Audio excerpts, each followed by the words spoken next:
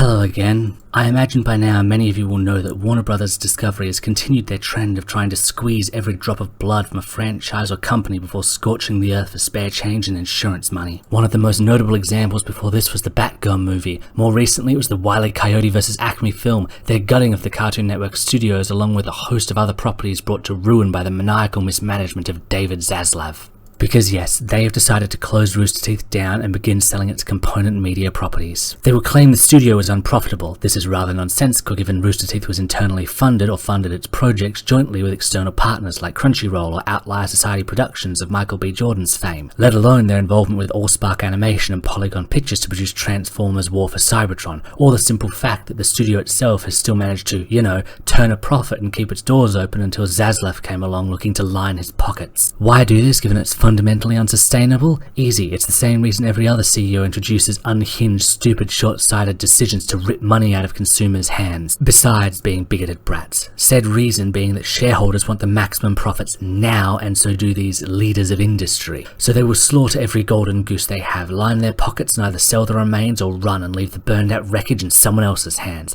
This is capitalism and it sucks. Now, before we go any further, I want to extend my deepest sympathies to everyone working at Rooster Teeth, either on a formally permanent basis or having been like Casey Lee Williams who would be brought on intermittently to craft music. Because even beyond the fact they have all just found out their jobs now seemingly forfeit either immediately or within a small range of time, they also found out either a few hours before we ourselves did or via social media with the rest of us. To say this was cartoonishly callous and cruel is an understatement, and I hope that everyone is able to land somewhere soft and get their just rewards, while those like Zaslav and their gleeful enablers eat dirt. But now to the matter of the stories we all know and love. For those worried in the immediate sense, the people staffed there have enough time to finish production on every already promised piece of work such as the V9 vacuum material, Red vs. Blue and Camp Camp. What they do not have, however, is the chance to get Volume 10 underway without some major shakeup happening a second time, unless one of the following happens. 1. Another company purchases the rights to RWBY with every intent of finishing the story. 2. Crewbie crowdfund their way into a buyback and self-funding. Both options are actually highly plausible. RWBY trends on Twitter often. It's been described as the company's main breadwinner, and they've already collaborated with other studios and companies like Crunchyroll to produce Ice Queendom. What's more, given the vast array of comics, spin-offs, games, movies and light novels, it will likely look like a very appealing franchise, especially as there's plenty of room to expand and grow in different directions in a manner similar to perhaps the many Gundam iterations. So, while RWBY being purchased and finished is not a certainty, it does seem fairly plausible unless Zaslav is doing this out of sheer spite or bigotry and won't actually sell, which given his rancid beliefs is not entirely impossible,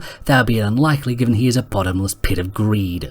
The main concern should it be purchased will be the intentions of the buyer. I don't want to get into doomsaying about what could be done and will instead focus on what I feel should be done. Should Crunchyroll or Netflix purchase RWBY, the Crewbie team need to be brought with it and allowed to finish the story as they envisioned it. Miles and Kerry have quite literally been there from day one when Remnant was a mere stain on a napkin. Monty explicitly wanted to work with them because he trusted them to write the story. The three of them collectively created Salem as the fifth character to ever be dreamed up. This is their story and no one else's vision. No self-justifying proclamations from those who are not in the writer's room, who did not see the series Bible, will hold up to the reality that Monty, Miles and Kerry are the creators of. They and the people they choose to trust are the ones I trust to tell this story, no one else, and it would be frankly foolish to try and court a new audience or a much smaller audience of former fans who never moved on with their lives rather than the intensely productive and loyal fandom they already have by bringing a new vision. So that is the situation. I'll give more updates as time goes on. Take care.